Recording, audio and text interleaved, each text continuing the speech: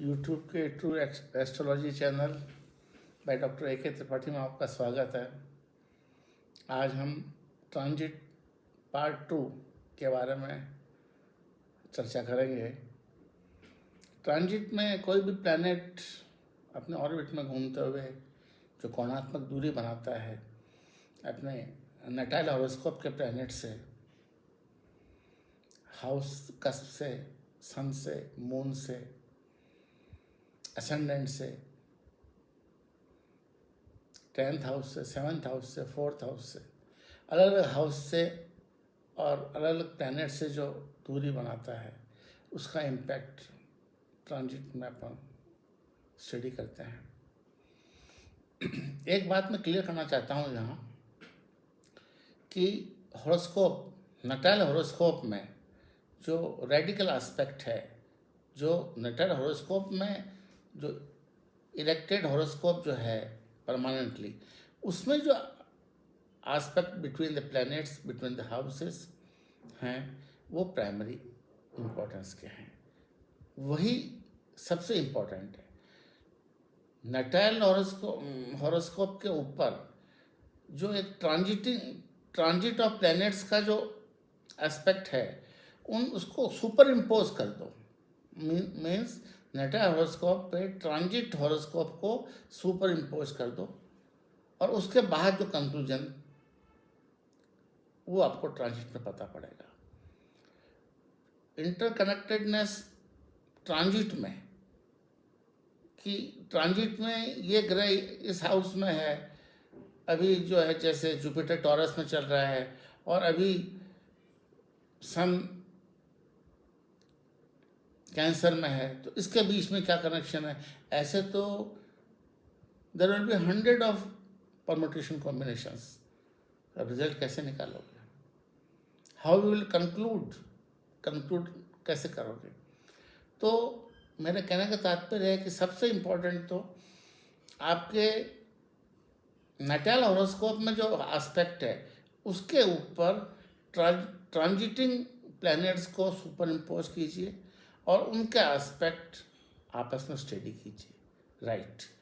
इसके बाद में ट्रांजिट हालात वर्णन करते हैं जो व्यक्ति एक आउटर वर्ल्ड से फेस करेगा, और ये इनर साइकोलॉजिकल ग्रोथ भी इंडिकेट करते हैं ट्रांजिट। ओके, नाउ इसके बाद में एनर्जीज को कैसे, किस तरह से सिंक्रोनाइज करना है, कैसे यूनिडायरेक्शनल फ्लो करना है, कैसे एनर्जीज को चैनलाइज करना है, ये आपके एस्पेक्ट तय करेंगे। Aspect between radical horoscope and between transiting horoscope. Right. जैसे आपको उदाहरण देकर मैं स्पष्ट करता हूँ। जुपिटर टॉरस में, वृषभ राशि में 1 मई 2024 को आया और 14 मई 2025 तक रहेगा। जुपिटर बेनेवोलेंट प्लैनेट है, ग्रोथ का प्लैनेट है, और इससे जो है एक शुभ ग्रह माना जाता है। राइट। इसके बाद में अब ये एस्पेक्ट बना रहा है, ट्रांजिटिंग जुपिटर एस्पेक्ट बना रहा है किससे, विर्गो से, किससे, कैप्रिकॉन से। विर्गो से बना रहा है ट्राइन, कैप्रिकॉन से ट्राइन, विर्गो से अपर ट्राइन और कैप्रिकॉन से लोअर ट्राइन। ठीक है, बना रहा है। तो जो भी ग्रह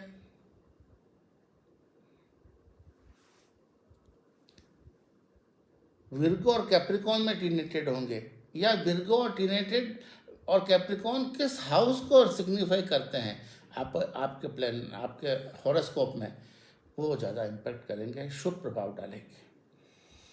ऑन द कॉन्ट्रेरी, लियो और स्कॉर्पियो, सिंह और वृश्चिक राशि से ये ट्रांजिटिंग जुपिटर जो है वो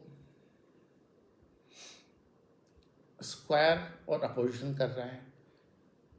अब स्क्वायर अपोजिशन तो खराब एस्पेक्ट है। अब आप इसको स्टडी कैसे करेंगे कि अगर लियो और स्कॉर्पियो में आपके सैटर्न टिनेटेड है नेटर हॉरोस्कोप में, तो वो ट्रांजिट इस गुरु का इतना अच्छा नहीं जाएगा, बिल्कुल अच्छा नहीं जाएगा। इस तरह से आपको एनालिसिस बहुत वाइजली करना है। आपके वृषभ राशि में अगर कोई भी प्लेनेट है, sun, moon, Venus, Mars, Mercury, Saturn, कोई भी आपके टॉरस में अभी राशि में नेटल हॉरोस्कोप में कोई प्लेनेट पड़ा हुआ है, तो जुपिटर उससे कंजंक्शन करेगा तो बेटर ही होगा ना। जुपिटर का मतलब कंजंक्शन एक इजी ट्रांजिट माना जाता है, इजी ट्रांजिट में। लेकिन अगर डिफिकल्ट ट्रांजिट कौन सा मानेंगे? डिफिकल्ट ट्रांजिट मानेंगे सैटर्न का मून से, सैटर्न का सन से, सैटर्न का मार्स से और मून का मार्स से। इनसे ट्रांजिट जो है ज़्यादातर अगर ये अपोजिशन और स्क्वायर कर रहे हैं तो ये ट्रांजिट डिफिकल्ट ट्रांजिट है। अब आप टॉरस में जो आपका गुरु भ्रमण कर रहा है 1 मई 24 से, उसका एनालिसिस कैसे करोगे? बोलिए।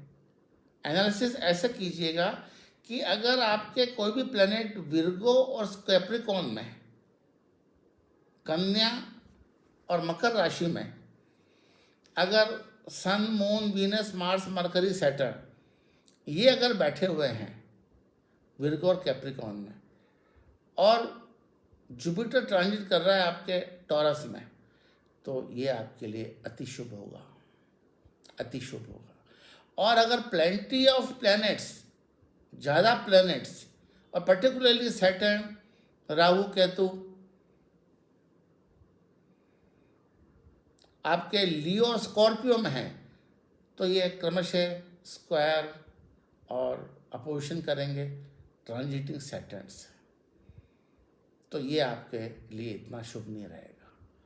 तो आपको इस तरह से हर एक हॉरोस्कोप में ट्रांजिट की स्टडी अपने नटाल हॉरोस्कोप में रेडिकल एस्पेक्ट से ही करनी है। इसका इफेक्ट 75% होगा और 25% effect aspect between the transiting planets. Transiting planet का आपस में जो एस्पेक्ट बन रहा है उसका इफेक्ट 25% से ज़्यादा नहीं होता है, जबकि रेडिकल एस्पेक्ट का इफेक्ट बहुत ज़्यादा होता है।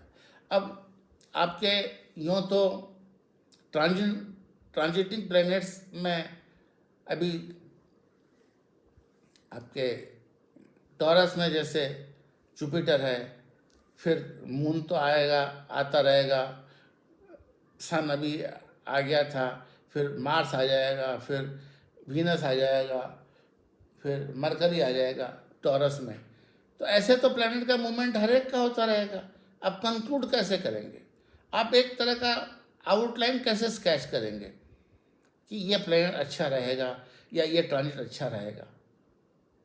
दूसरी बात, आपका किस हाउस में ये है? आपका हॉरोस्कोप में वृषभ राशि कौन से भाव को इंगित कर रही है, ये भी देखना बहुत ज़रूरी है। अगर 5th हाउस को इंगित कर रही है तो 5th हाउस से रिलेटेड मैटर्स ज़्यादा सिग्निफाई होंगे। अगर ये 12th हाउस को इंडिकेट कर रही है तो 12th हाउस के मैटर्स विशेष रूप से प्रभाव में आएंगे। तो इस तरह से ट्रांजिट का अध्ययन बहुत ही गुड, बहुत ही वाइजली आपको करना है। इसका एस्पेक्ट राहु केतु से भी विशेष रूप से देखना है कि राहु केतु का अभी क्या इम्पैक्ट चल रहा है। अब जैसे आपके नटाल हॉरोस्कोप में उदाहरण के लिए अगर विर्गो में केतु है तो आउटस्टैंडिंग रहेगा। जुपिटर जो है वो ट्रांजिटिंग जुपिटर विर्गो से ट्रायन बनाएगा तो आउटस्टैंडिंग रहेगा।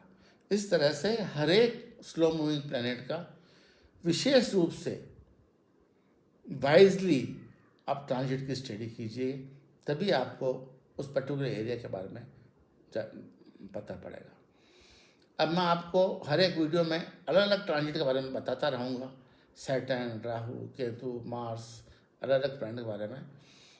आपको मुझे मेरी बात थोड़ा लॉजिकल और ठीक लगी हो तो कमेंट कीजिएगा, लाइक कीजिएगा, बेल आइकन को दबाइए, सब्सक्राइब कीजिएगा। Thank you very much.